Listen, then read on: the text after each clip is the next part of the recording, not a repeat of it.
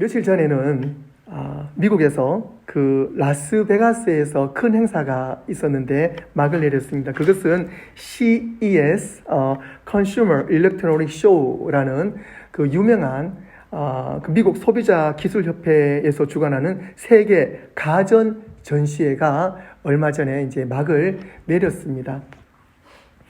워낙 유명해서 그 미국의 사람들 또 한국에 있는 사람들도 여러 사람이 그 기사를 그리고 그 기사를 또 유튜브를 통해서 보여줘가지고 저도 가지 않고서도 간 것처럼 상당히 거기서 일어난 그 쇼의 정보들을 많이 얻을 수가 있었습니다.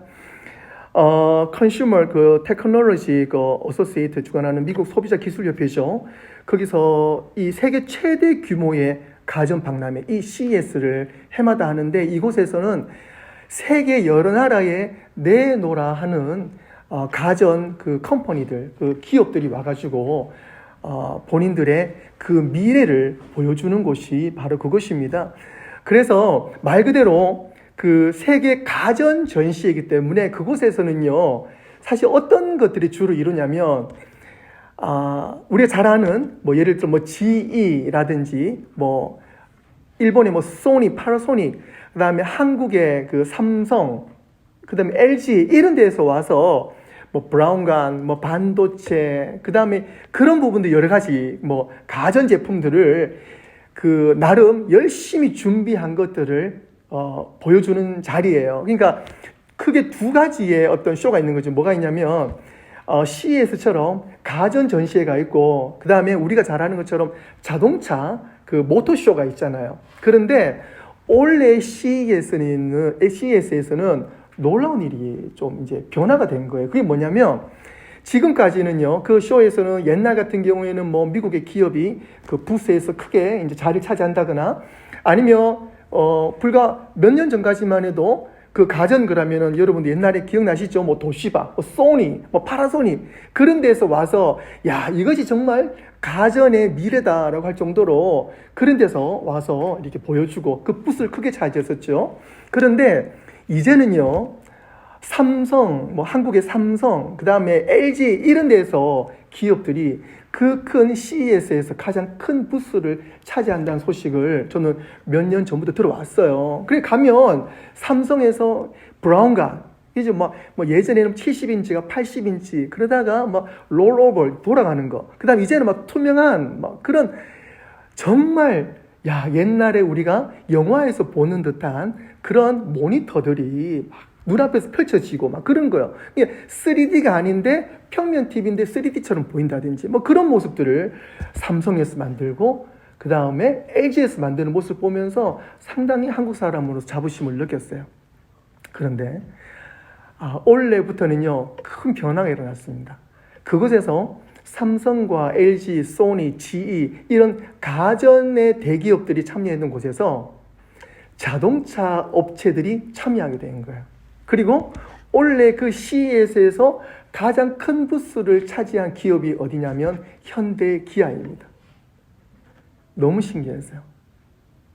왜 현대 기아에서 그 CES에 참여했냐면 이제는요 자동차의 개념이 달라져 버린 거예요. 그래서 예전에는 우리가 가솔린이나 디젤로 쓰던 그 내연기관이 자동차 이 모터쇼에서 보여주던 그래서 정말 샤프하고 미래지향적인 그러한 차들이 보여지다가 이제는요 그러한 내연기관의 그런 모터로서 움직이는 차들이 이제는 점점 하향 추세고 테슬라를 중심으로 해서 이제 전기차가 오니까 전기를 쓰는 것은 가전으로 분류가 되는 거예요.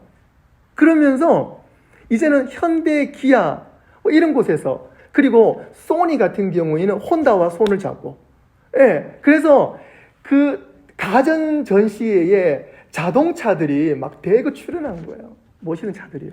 그러면서 이 자동차는 그냥 달리는 것만으로 이용되는 것이 아니라 이제는 미래의 자동차가 달리는 거 플러스 달린다는 게 뭐죠? 이동수단이잖아요. 이동수단뿐만 아니고 내가 생활하는 그 오피스 자체가 여러분 보시면은 유튜브에 나와 있는데 보시면은 참 놀랍고 신기합니다. 한 2평 남짓한 그런 공간이 나의 오피스가 있잖아요. 그것을 앞뒤에 작은 자동차처럼 생긴 모터가 붙어가지고요. 그 오피스가 이동을 하는 거예요. 그러면 사람은 계속 업무를 하는 겁니다. 이 업무를 하고 있으면은 이쪽 장소에서 때가 되면 저쪽 장소로 옮기는 거예요. 옮겼다가 그 2평 남짓한 그 박스의 부스가요, 엘리베이터에 연결이 돼가지고 10층으로 20층으로 올라갑니다. 그 부스가. 참 놀라운 그 광경을 보게 되었는데요. 그것을 보면서 제가 어떤 느낌을 받았냐면, 그것은 어떤 향연의 장이냐면 꿈의 향연의 장입니다. 그 CES뿐만이 아니고요, 우리가 알고 있는 많은 엑스포라든지 그 박람회에 가면은 그것은요, 많은 미래의 모습을 볼 수 있잖아요. 그것이 뭐냐면 많은 사람들이 꿈을 꾼 꿈의 향연의 장소입니다. 그래서 그곳에서는 예전에 우리가 꿈만 꾸었던 것들이 꿈을 꾼 것을 열심히 노력을 하고 개발을 하고, 그 다음에 그 과정 속에서 발견을 하고 다시 거듭 노력을 하고 만들어내면서 꿈이 현실로 반영되는 장소가 바로 그런 박람회 장소, 엑스포와 CES, 쇼의 장소였던 거예요. 그걸 보면서 꿈이 이루어지는구나. 그리고 그 모든 수많은 업체들이 그 넓은 공간에 꿈으로 차 있다는 것을 저는 느끼게 되었어요. 그것을 이렇게 왜 연결됐냐니까, 계속 말씀을 보면서 요즘에는 제가 말씀을 보면서 느끼는 포인트가 하나 있어요. 그게 뭐냐면, 말씀을 보면서 그 말씀 속에서 하나님의 꿈을 만든 사람, 하나님의 꿈을 꾼 사람들이 자꾸 눈여겨지는 거예요. 그 사람들이 보이는 거예요. 창세기 말씀을 쭉 읽다 보면은 요셉이 이제 그 중후반부터 이제 요셉의 이야기가 나오지 않습니까? 그런데 오늘 우리가 함께 읽은 본문 말씀을 보시면 아시겠지만, 요셉의 이야기가 시작하는 것도 꿈을 꾸는 것부터 시작이 돼요. 그래서 요셉이 내가 이런 꿈을 꿨습니다 라고 형들과 부모님이 말을 하잖아요. 그것부터 시작이 되거든요. 그런데 재미있는 사실은 요셉의 아버지 그 야곱도 마찬가지입니다. 야곱도 하란이란 지역에서 이제 돌을 베고 이제 잠을 자잖아요. 거기서 이제 꿈을 꿉니다. 꿈을 꾸는데 그 꿈에서 사닥다리를 보게 됩니다. 그곳에서 천사들이 하늘로 왔다 갔다 하는 모습을 보게 되는 거죠. 창세기 28장 12절 말씀에 꿈에 본즉 사닥다리가 땅 위에 서 있는데 그 꼭대기가 하늘에 닿았고, 또 본즉 하나님의 사자들이 그 위에서 오르락 내리락 하고 라고 기록되어 있습니다. 야곱도 꿈에서 천사들을 봤고요. 또 이 말씀 후반절의 이야기도 여러분들 아시는 것처럼 그 사자를 만나요. 그게 뒤에 해석으로는 이제 하나님인데, 하나님을 만나서 씨름을 하지 않습니까? 그래서 그 씨름을 하면서 야곱이 그럽니다. 내가 당신이 나에게 축복하지 않으면 나는 이 씨름을 그만두지 않겠습니다 라고 했을 때에 하나님이 그의 환도뼈를 치는 거죠. 옆구리뼈를 치는 겁니다. 그러면서 이제 그 야곱에게 새로운 이름을 주죠. 이스라엘이라고. 그러면서 이스라엘이 어떤 뜻이냐면 네가 하나님과 싸워 이겼다라는 그러한 의미가 있는 거죠. 그래서 이스라엘이라는 영광의 이름을 받습니다. 꿈을 통해서요. 또 사도 바울도 꿈을 통해서 선교 여행을 떠나는데 마게도냐 선교에 대한 결심을 하게 됩니다. 사도행전 16장 9절 10절 말씀 함께 읽어볼까요? 시작. 밤에 한 산이 바울에게 보이니 마게도냐 사람 하나가 서서 그에게 청하였는데 마게도냐로 건너와서 우리를 도우라 하거늘, 바울이 그 환상을 보았을 때에 우리가 곧 마게도냐로 떠나기를 힘쓰니 이는 하나님이 저 사람들에게 복음을 전하라고 우리를 부르신 줄로 인정함이러라. 아멘. 아멘. 사도 바울도 마찬가지예요. 꿈을 통해서 하나님의 음성을 듣게 됩니다. 그래서 제가 어디로 갈까요? 그러니까 마게도냐로 가라. 그래서 꿈에 하나님 음성을 듣고 마게도냐로 향하게 되는 거지요. 그리고 우리가 잘 아는 것처럼 요한계시록도 마찬가지입니다. 요한계시록도 밤모섬에서 사도 요한이 보았던 꿈 이야기로 구성된 책이 바로 요한계시록 아니겠어요? 그리고 사도행전의 그 모든 이야기들도 환상과 꿈, 예언의 이야기들로 많이 이렇게 여겨되고 있는 것을 볼 수가 있습니다. 또 꿈 그러면은요, 또 다른 요셉이 있어요. 누군지 아시겠어요? 구약에서 이 요셉이 있으면 신약에서는요, 예수님의 그 혈육의 아버지라고 해야 될까요? 그리고 마리아의 남편 요셉도 있어요. 그 요셉이 예쁜 그 마리아와 함께 이제 혼인을 하려고 하는데 이제 임신을 했다는 소식을 누구에게 들어요? 꿈을 통해서 천사에게 그 이야기를 듣습니다. 천사의 이야기 듣고 나니까 마리아의 그 임신이 정말 영광된 하나님의 아들 예수님이 오신다라는 것을 알게 되었고요. 그러고 난 다음에 또 요셉이 꿈을 꿉니다. 그것은 예수님이 태어나고 난 다음에 그 이후에 어떻게 이동을 해야 되는지에 대해서 꿈을 통해서 또 이야기를 듣게 되거든요. 마태복음 2장 12절, 13절, 19절에서 20절 우리 함께 읽어보겠습니다. 시작. 그들은 꿈에 헤로데게로 돌아가지 말라 지시하심을 받아 다른 길로 고국에 돌아가니라. 그들이 떠난 후에 주의 사자가 요셉에게 현몽하여 이르되 헤롯이 아기를 찾아 죽이려 하니 일어나 아기와 그의 어머니를 데리고 애굽으로 피하여 내가 내게 이르기까지 거기 있으라 하시니 19절. 헤롯이 죽은 후에 주의 사자가 애굽에서 요셉에게 현몽하여 이르되 일어나 아기와 그의 어머니를 데리고 이스라엘 땅으로 가라. 아기의 목숨을 찾던 자들이 죽었느니라. 아멘. 요셉이 마찬가지입니다. 요셉이요.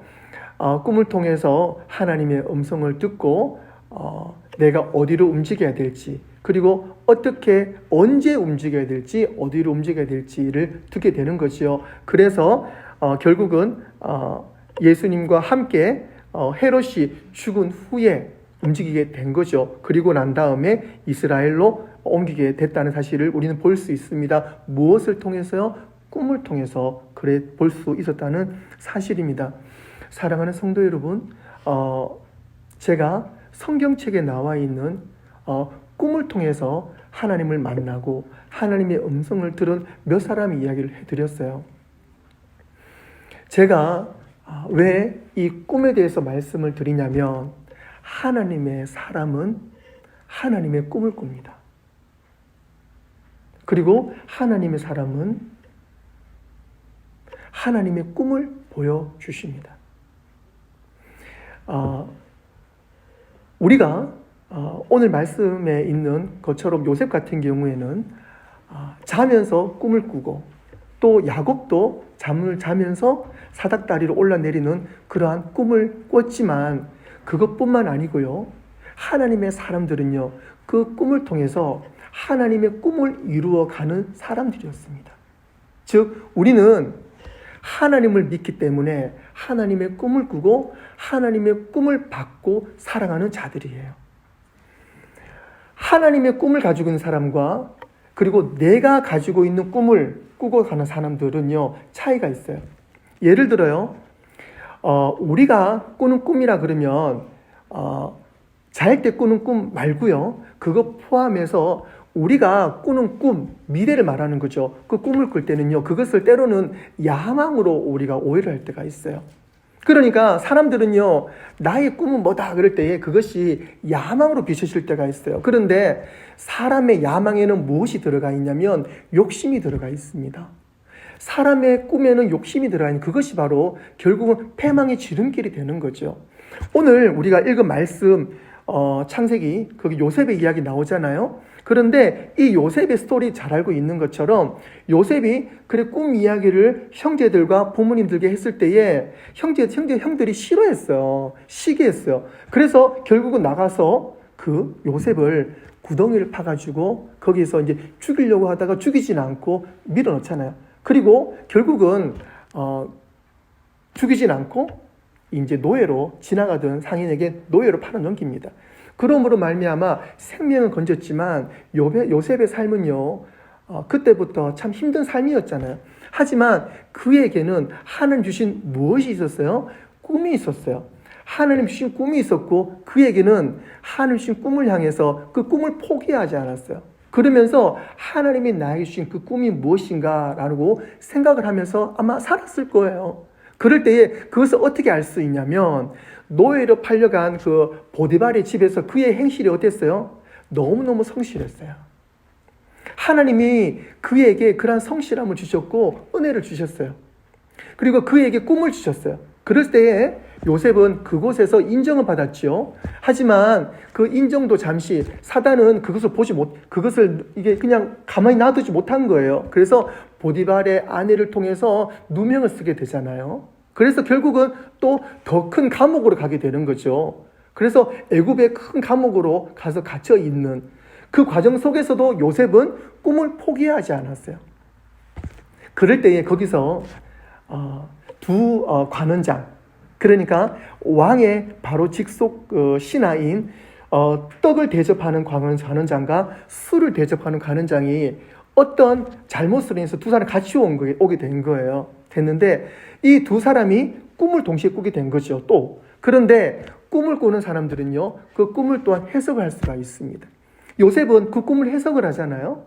그러면서 술을 맡은 관원장이 꾸는 꿈 꾸면은 내가 이런 꿈을 꿨을 때에 어떻게 되겠느냐 그랬을 때에 요셉이 당신은 돌아가서 다시 3일 뒤에 돌아가서 당신의 그 직업을 다시 회복하게 됩니다 라고 이야기를 했었고, 떡 굽는 관원장은 3일 뒤에 당신도 이 감옥을 나가게 되면 왕 앞에서 죽게 됩니다 라는 그런 해석을 하게 돼요.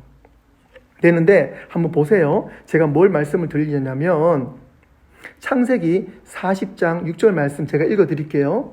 아침에 요셉이 들어가 보니 그들에게 근심의 빛이 있더라 그랬습니다. 하나님의 꿈을 가지고 있는 사람은요, 얼굴에 근심이 없어요. 믿으십니까? 아멘. 그런데 하나님의 꿈이 없는 사람은요, 얼굴에 근심이 있다 그랬어요. 오늘 하나님께서 여러분들에게 꿈을 주시기를 소원합니다. 그리고 우리 모두도 하나님의 꿈을 가지기를 바라요. 하나님께서 나에게 어떤 꿈을 허락하시는지를 우리가 찾기를 바라요. 그래서 우리 가운데 모두가 하나님의 꿈을 가지기를 소원합니다. 그럴 때에 요셉은 이들에게 하나님께서 나를 통해서 당신에게 어떻게 꿈을 해석하시는지를 말씀해 주었고 이들에게 꿈을 해석해 주었다는 사실을 알 수 있습니다. 그러고 난 다음에 왕의 꿈도 해석하게 되었고요.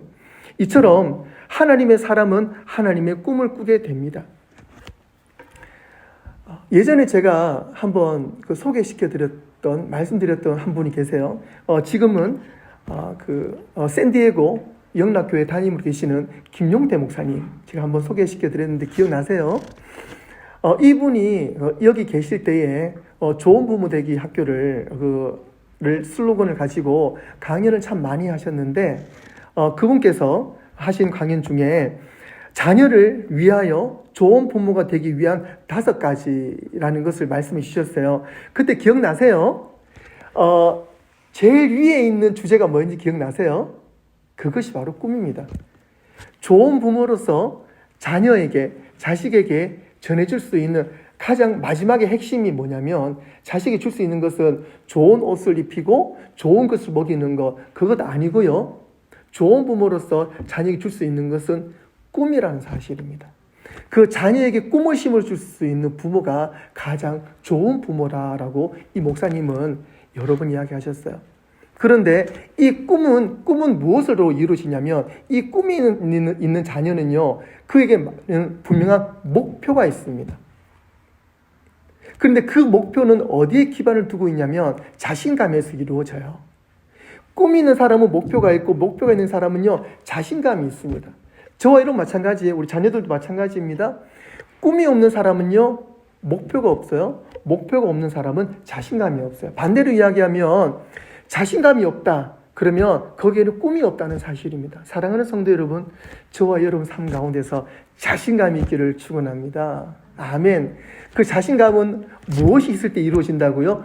꿈이 있을 때에 자신감이 이루어집니다. 그런데 그 자신감은 어디에서 생성되냐면 좋은 가정에서 생성됩니다. 그런데 그 좋은 가정은 어디에 기반을 두고 있습니까?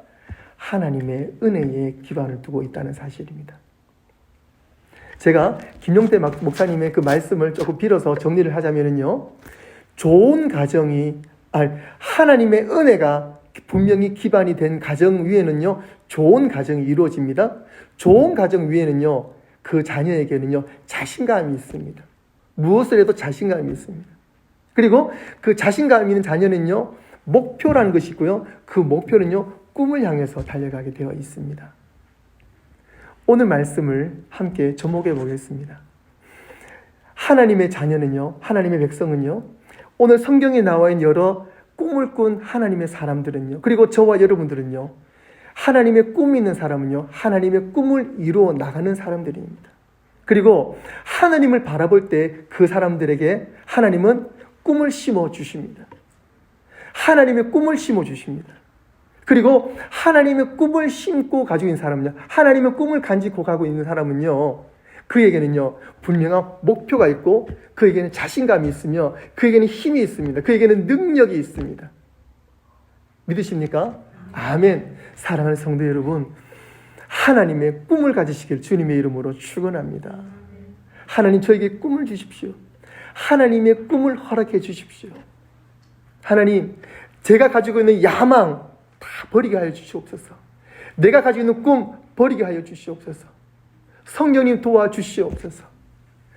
하나님께서 순수하게 저를 통해서 이루시는 하나님의 꿈을 제가 받기를 원합니다. 하나님의 꿈을 받은 사람은요, 그에게는 능력이 있습니다. 왜 그러냐면 하나님이 주셨기 때문에 그에게는 능력이 있습니다. 그에게는 힘이 있습니다. 그에게는 미래가 있습니다. 그에게는 근심, 걱정이 없습니다. 왜요? 하나님이 꿈을 주셨기 때문에. 그래서 우리는 하나님의 꿈이 필요합니다. 오늘 우리가 이제 이 말씀을 받고 돌아가게 되면은요, 우리가 하나님께 간절히 기도하기를 원해요. 하나님, 하나님의 꿈을 허락해 주십시오. 하나님의 꿈을 저에게 주십시오. 하나님, 우리 자녀들에게도 하나님의 꿈을 심어 주십시오. 라고 우리가 간절히 기도하고 하나님 말씀으로 꿈을 사모할 때에 하나님 우리에게 분명하고 선명하고 능력 있고 은혜로운 꿈을 허락해 주실 줄로 믿고 확신합니다. 이제부터는 하나님의 꿈을 통해서 하나님의 꿈을 꾸고 하나님의 꿈과 함께 능력으로 살아가시는 저와 여러분 되시기를 주님의 이름으로 축원합니다. 아멘. 기도하겠습니다.